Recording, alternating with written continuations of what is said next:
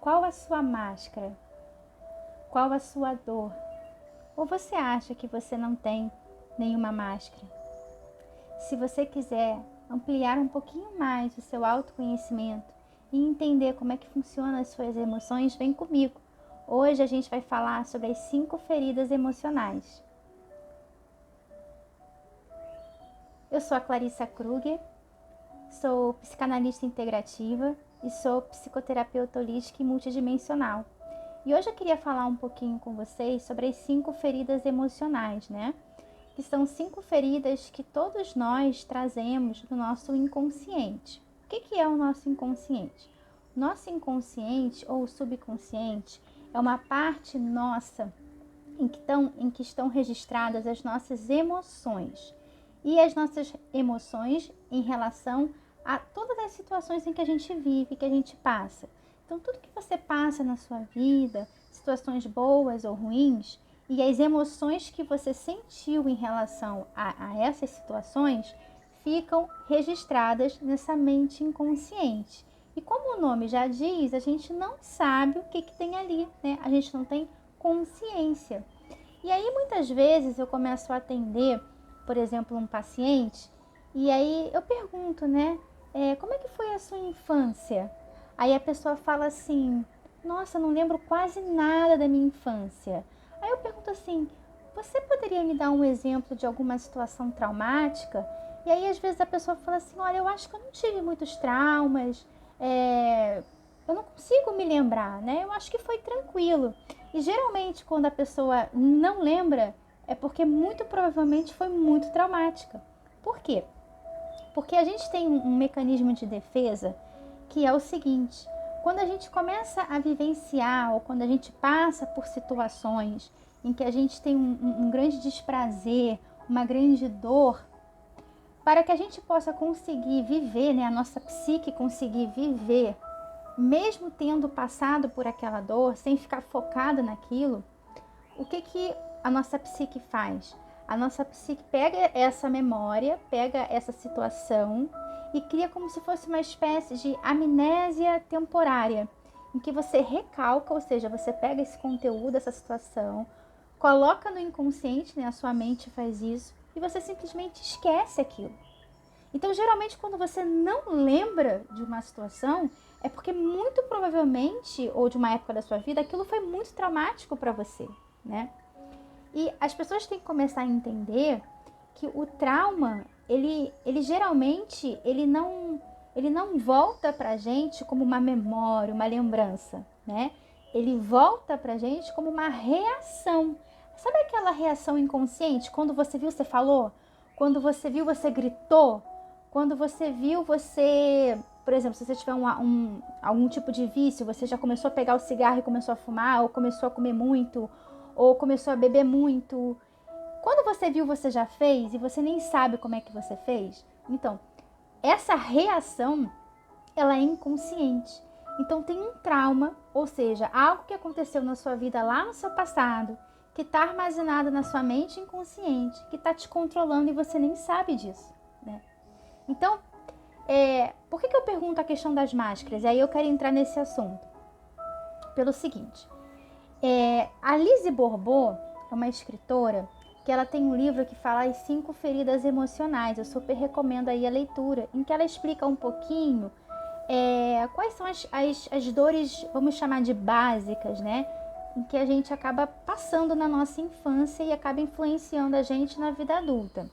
Tem também um autor, o Wilhelm Reich, eu não sei exatamente a pronúncia, a gente chama de Reich, né? Porque é em alemão, que ele também tem toda uma teoria em que fala que o corpo, né, através das couraças, enfim, ele vai manifestar o que você tem na sua mente, né? Então, na verdade, o formato do seu corpo, por exemplo, ele vai, na verdade, corresponder aos conteúdos que você tem na sua mente. Então, a mente modela o corpo, né?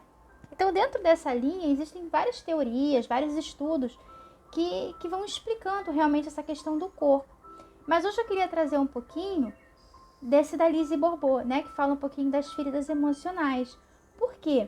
Porque muitas vezes os grandes problemas que a gente tem, não querendo fazer um reducionismo aqui das nossas questões, nossas crises emocionais, mas muitas vezes a gente pode assim dizer em linhas gerais que a causa da maior parte dos problemas ela está relacionada a essas 5 feridas, essas 5 grandes dores, né, que todo mundo já pode ter passado e de alguma forma está influenciando você agora e às vezes você nem sabe, né? E eu gosto muito de abordar esse assunto porque isso traz pra gente mais consciência, né? Expande a nossa consciência sobre nós mesmos e eu acho que é esse o nosso objetivo aqui, a gente buscar se autoconhecer, né? E ela fala no livro que existe um mecanismo de defesa, como a gente estava falando ali da amnésia temporária, né, que é o recalque, quando você esquece um trauma, tem um mecanismo de defesa para você aprender a sobreviver, que é a criação das máscaras. Por isso eu comecei o vídeo perguntando qual é a sua máscara. E muita gente fica assim, não, eu não tenho máscara, quem é você, né, para dizer que eu tenho? Enfim, mas eu quero explicar um pouquinho melhor o que eu quis dizer com isso, né? Ela fala que as feridas emocionais, elas são criadas em 4 etapas, né? Então, a primeira etapa é quando a criança nasce, ela é ela mesma, espontânea, né? Ela fala o que pensa, ela faz o que quer.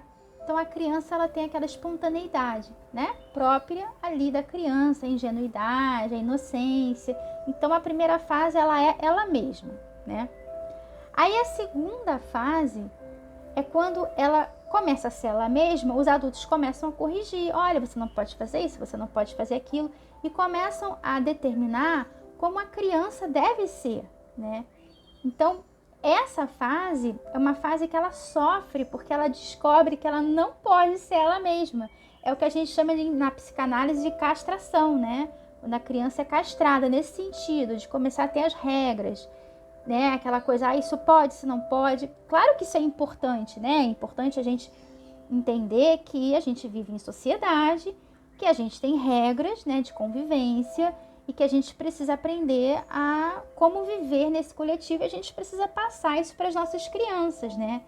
E eu costumo dizer assim, sobretudo para as minhas clientes que são mães ou pais, né, que por mais que você possa ser a melhor mãe do mundo, o melhor pai do mundo, não tem como não traumatizar. A gente sempre, de alguma forma, mesmo buscando acertar, a gente acaba, às vezes, se equivocando numa coisa ou outra, mas é tudo aprendizado, né? Não é aqui pra gente ficar com chicotinhos se cobrando. Mas é só uma questão, assim, da gente ter noção que a gente também tá aqui aprendendo, né? A gente não sabe tudo.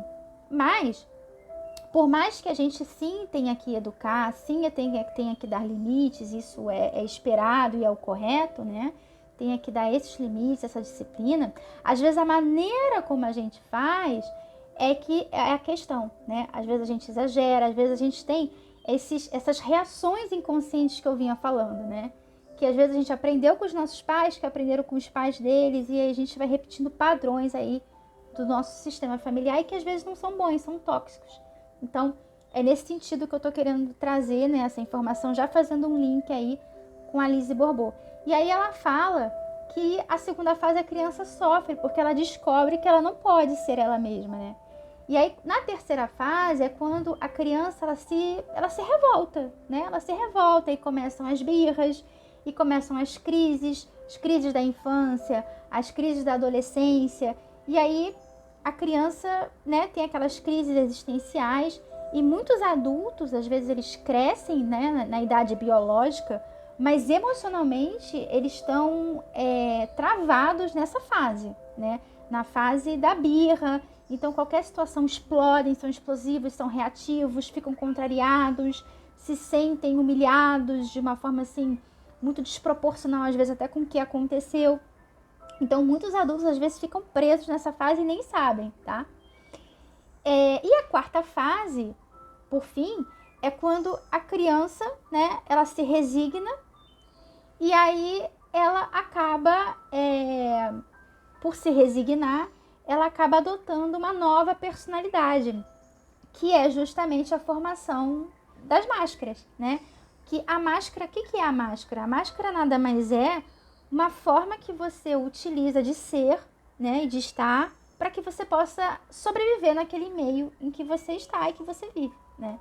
Então, a máscara ela é um recurso aí que a gente está sempre usando. Por exemplo, né, você pode ter sua família, seus filhos, você pode ser filho, ter seus pais, mas você tem sua profissão. Então, quando você vai trabalhar, você veste uma máscara ali, seja do médico, do professor, né? Então, você está ali com a máscara, porque você precisa ter uma determinada postura que é esperada, né?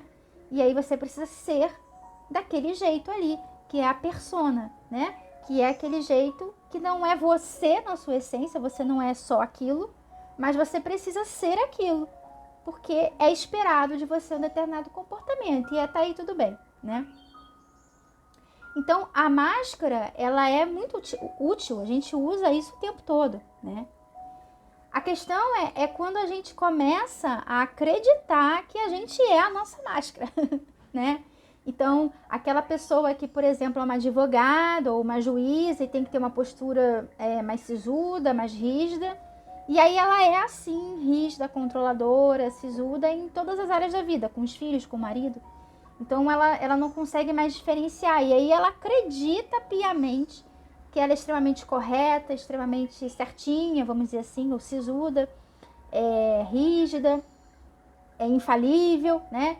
E aí ela se vê em situações, porque a vida sempre está colocando desafios, em que ela não consegue controlar, em que ela não consegue ser tão certinha, né?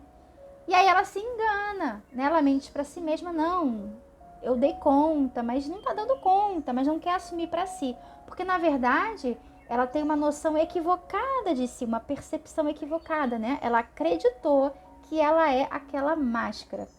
E ela não consegue ser o todo, que é o que o Jung fala, que a gente não está aqui para ser perfeita, a gente está aqui para ser total, né? Então, ou seja, a gente tem que assumir o nosso lado luz e o nosso lado sombra. Sim, a gente tem luz e sombra dentro da gente, e essa dualidade, ela precisa estar muito bem trabalhada dentro da gente, a gente aceitar que, por exemplo, é o que eu digo, eu não vou roubar, né? Não sou uma ladra, mas eu não sei se numa situação de fome extrema, minha filha passando fome e eu não tendo condições, se eu não roubaria um pão para comer e dar para minha filha, né? Então, de repente, dentro de uma determinada situação, eu iria agir com uma outra máscara, que não sou eu mesma, ou é uma parte minha, mas que está na sombra e que eu não estou vendo, né? Então, a gente tem que começar a entender que o nosso objetivo aqui é integrar essa luz, esse nosso lado luz, lado bom, correto, e, né? O que é o que a gente julga como certo, com o nosso lado sombra, sim, que é esse lado que a gente não quer ver, que a gente não quer olhar, que a gente não quer assumir pra gente, né? Então, a Lise Borbot, ela fala nessas 4 etapas, né? Então, na primeira você pode ser você mesma, na segunda você descobre que não pode ser você mesma e você se frustra, na terceira você se revolta por não poder ser você mesma, e na quarta você se resigna, e aí você assume uma nova personalidade, que é a máscara. E aí ela fala em 4 máscaras, né? Que são... Cada máscara corresponde às 5, né? São as 5 máscaras que correspondem às 5 feridas. E essas feridas, elas vão se desenvolvendo ao longo do crescimento e desenvolvimento da criança, né?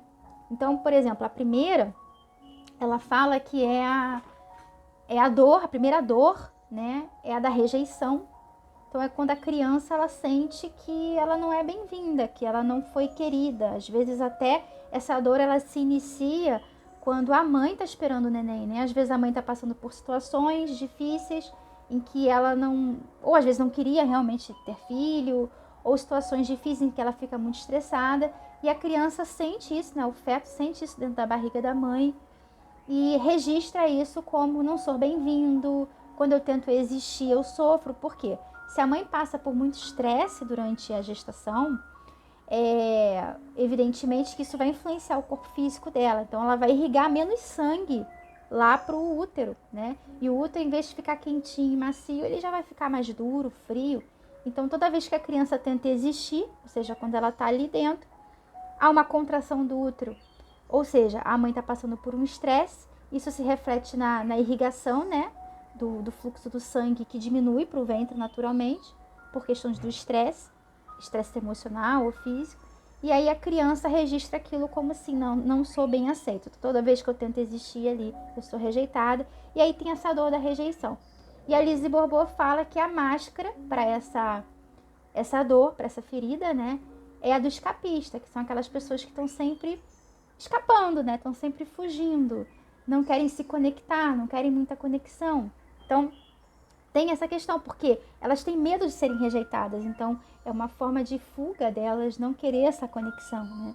Então, e isso vai te controlando a tua vida e você não vai percebendo. Depois vem a dor do abandono também. A dor do abandono já é um pouco diferente da rejeição. A rejeição é assim, eu nunca te quis, né?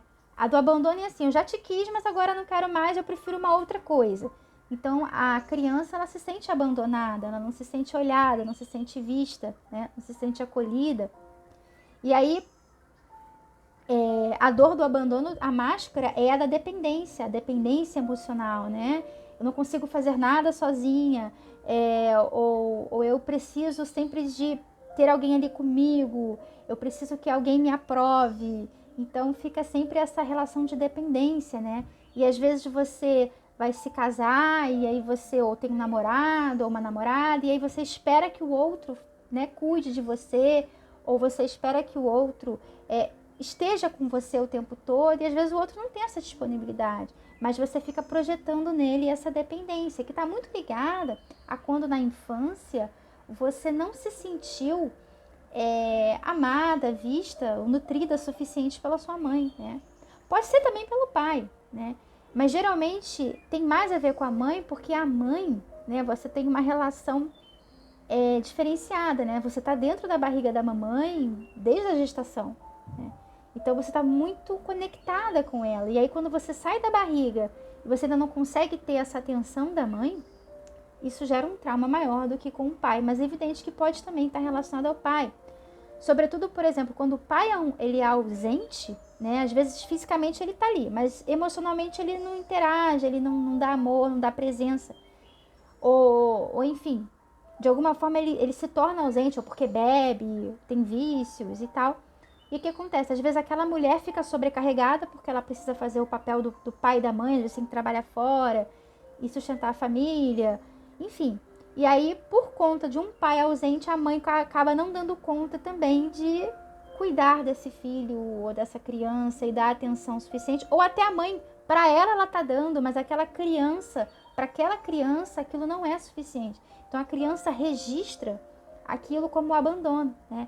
E assim, é muito bom também deixar claro que às vezes não é que a mãe não deu atenção ou o pai, mas é como a criança registra, né?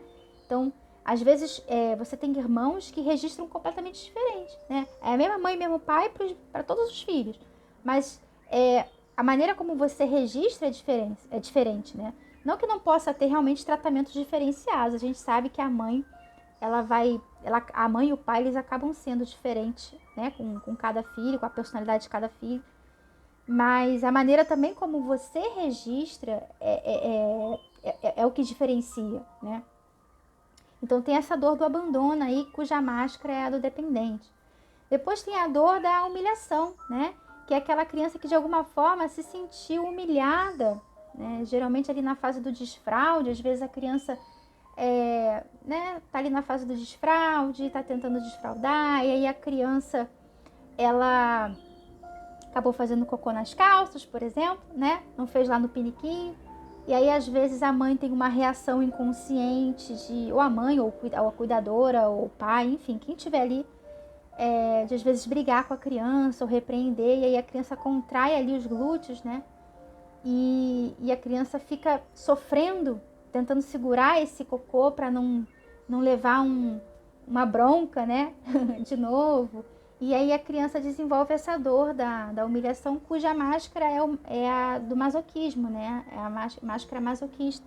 Então são aquelas pessoas que sempre tudo para ela é muito pesado, tudo muito difícil, ela acha que tem que passar por grandes provas, né?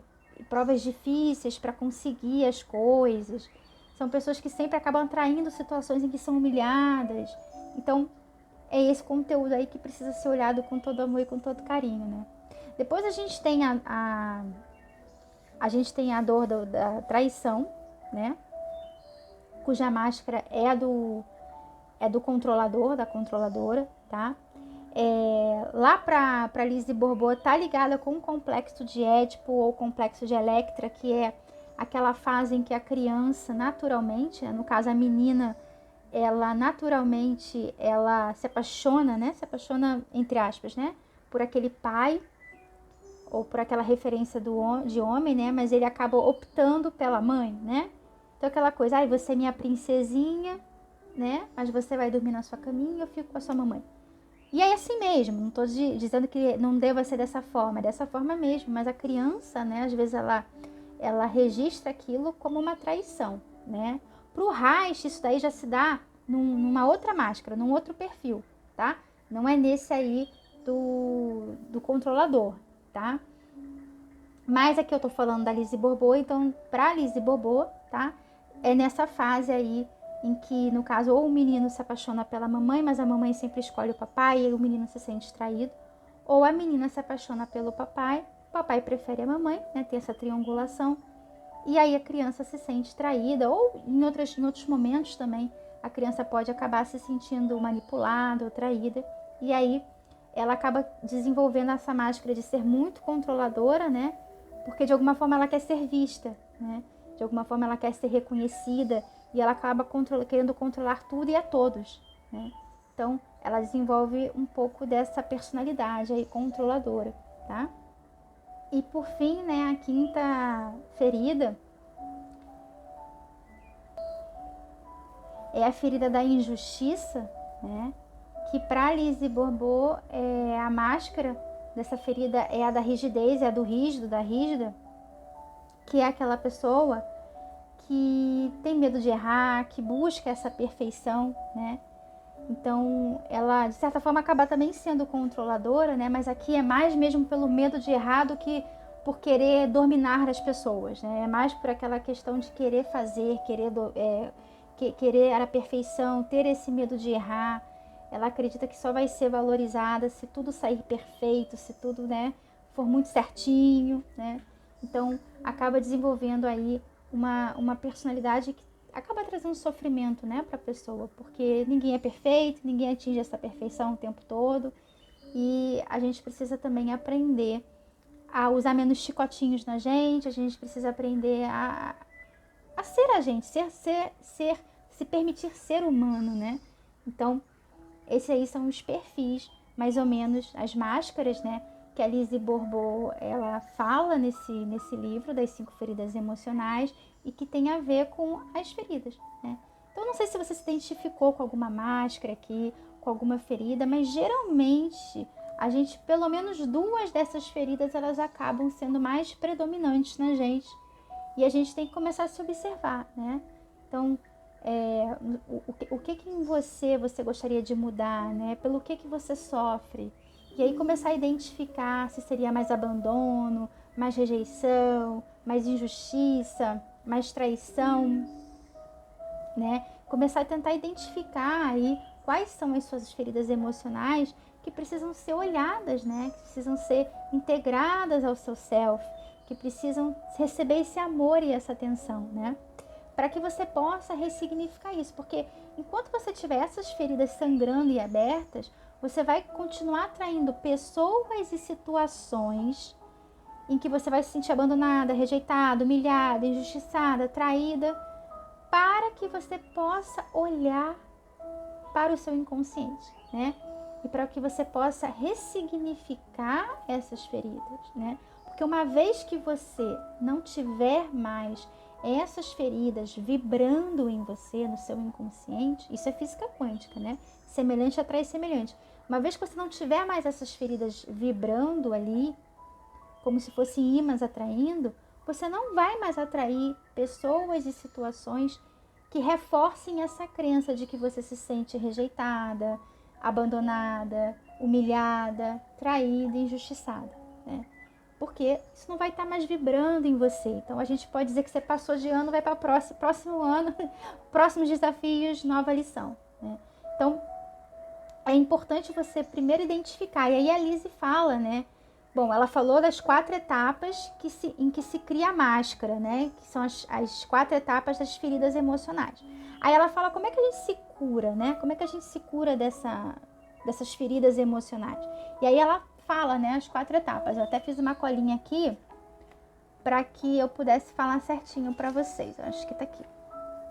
Então assim, ó, lá a primeira fase, quando a gente cria a ferida, cria a máscara, é quando a gente é a gente mesma, né? Que a criança nasceu, é ela mesma, é autêntica. Aí, para a cura, né, para você iniciar o seu processo de autocura, a primeira fase é você fazer exatamente o caminho inverso, tá? Então você vai, nessa primeira fase, reconhecer qual que é a sua máscara, né? Qual a máscara que eu tenho? Será que eu me sinto mais trocada? A gente pode também trocar a palavra traída por se sentir excluída, trocada, tá? Também pode usar dessa forma. Ou eu me sinto mais abandonada, né? Então, tentar identificar aí dentro das tuas dificuldades, das tuas trajetórias, das pessoas que você vem atraindo, das situações que você vem atraindo, quais seriam essas feridas, pelo menos as 2 principais, tá? Não é que você não possa sentir as outras, às vezes a gente sente também. Na verdade, nós somos seres humanos totais aí e podemos sentir de tudo, mas geralmente tem 2 feridas aí que geralmente elas vêm mais, tá? Então, identifica qual que é a tua máscara. Aí, a segunda fase desse processo de autocura é você se revoltar. É você negar que tem a máscara. É você, você se revoltar com isso, né? Então, é o teu momento, tá? A resistência, a negação faz parte também desse processo. Aí, a terceira etapa é você se permitir, se ressentir mesmo com seus pais ou com quem te criou, né? Assim, você permitir se conectar com a tua criança interior, que é uma metáfora para esse inconsciente, tá? Para esse seu mundo emocional. Se conectar com esse mundo emocional, sentir a dor dessa criança e se ressentir mesmo com seus pais. Se permitir isso, né? Não ficar se culpando por estar sentindo. Não, deixa vir, né? Sente. A gente tem trabalhos de meditação, de limpeza, de hipnose para trabalhar isso, né? Então, sente aquilo. E aí, uma vez que você sente, você, dentro de um trabalho de autoconhecimento, se conecta também com a criança interior desses pais ou desses cuidadores. Então, você se conecta também com o mundo emocional deles, né? E aí, quando você se conecta e você percebe que eles também não podiam dar mais do que eles receberam também dos pais deles, você começa a desenvolver um processo de compaixão também para com os seus pais, né? Então, quando você começa a desenvolver esse processo de compaixão, é aí que você se liberta dessas dores, tá? Então, essa é a terceira fase. E a quarta fase desse processo de autocura, segundo a Lise Bourbeau, é quando então você volta a ser você mesmo. Então, você volta a ser a criança, né? Que aí é livre desse superego, né? Livre dessas regras. E aí você começa a se permitir ser as coisas, né? Às vezes você vai precisar dizer um não para uma pessoa e ela vai, né? Se ela vai se magoar ou não com um não, isso não cabe a você. Você vai começar a entender que o que a pessoa sente é problema da pessoa, né? Mas que naquele momento você não pode. Não é por maldade, é porque você não pode. Então você vai precisar dizer um não, né? Você vai precisar começar a dar limites. Às vezes você não vai agradar a todo mundo e tá tudo bem, né? Mas pelo menos você está sendo fiel a você mesmo, né? E isso não é egoísmo, isso é amor próprio, tá?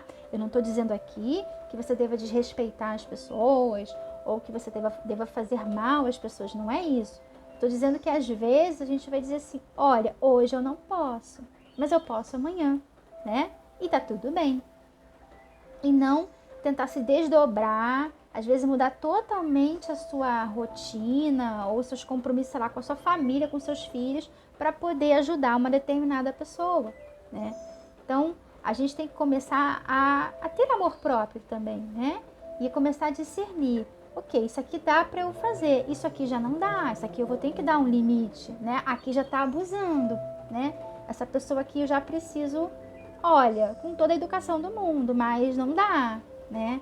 Você precisa pedir por favor, você precisa me consultar. E aí você começa a se colocar, entende? Então, isso é amor próprio. Isso é você voltar a ser você mesmo. E quanto mais você volta a ser você mesmo, você se sente mais leve, né? Você se sente mais plena. você se sente conectada com a sua verdade, né? Então, é interessante que você se liberta dessas prisões emocionais. E aí, mesmo que você passe, porque a gente vai passar sempre por desafios, não tenha dúvida, a vida é cheia de desafios, né? Mas mesmo que você passe por esses desafios, você não vai ter mais aquelas reações automáticas que eu falava lá no início do vídeo, né? Que são aquelas reações inconscientes de conteúdos que estão ali. Porque como você voltou a ser você mesmo, né? Você não tem mais nada inconsciente que está te controlando. Entende? Por quê? Porque aí você consegue receber aquela informação ou aquela situação. Em vez de você reagir no toma lá da cá, do inconsciente, você recebe aquilo, você processa e você responde de forma consciente, né? Sabendo se você vai querer naquele momento ser luz ou ser sombra, mas de forma consciente. Porque tem uma diferença grande você ser sombra de forma inconsciente, nem percebeu, já fez, e de forma consciente. O que eu quero dizer com isso? Por exemplo, esse exemplo eu sempre dou em terapia, né? Às vezes a gente escolhe ser sombra de forma consciente. Por exemplo, às vezes você vai precisar omitir uma informação. Digamos que você tenha um parente que está em situação terminal no hospital, né? Digamos. E aí o médico chega para você e fala, olha, fulano vai morrer. A gente dá dias aí para ele, né?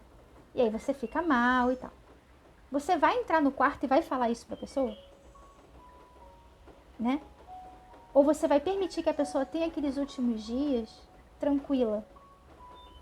Então você vai omitir essa informação. Ali você está sendo sombra no sentido de você não está sendo verdadeiro, né? Mas você está sendo conscientemente. Conscientemente você está omitindo a informação. Então, não é uma reação inconsciente que você quando viu já falou, já brigou, já xingou. Não. Você conscientemente escolheu usar a ferramenta da sombra, porque naquele momento ela é a melhor, né?